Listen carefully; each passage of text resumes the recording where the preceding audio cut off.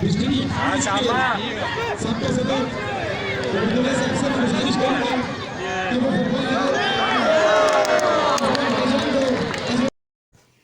कोपरापर national season 3 का आज शानदार फाइनल दिलबोध मामडन और कोहाट स्पोर्ट्स के दरमियान खेला गया। ये मैच दिलबोध मामडन ने 2-1 से जीत लिए और ये शानदार ट्रॉफी अपने नाम कर लिया। नाज़रीन, शायकीन की तादाद देखिए, ग्राउंड कचाकच भरा हुआ। हमारे दरमियान एक मौजूद समाजी शख्सियत, एक सोशली शख्सियत, all over the help development society के चेयरमैन सलीम खमसानी साहब भी इस ग्राउंड में मौजूद। हम उनके तासुराती साथ में लेके चलें।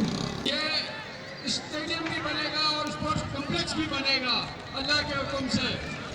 मैं यहाँ पे रहने वाली एक बिरादरी से पुरुषों को अपील भी करूँगा कि ये ग्राउंड नेशनल फुटबॉल ग्राउंड और इनकी कमेटी की जिम्मेदारी नहीं है।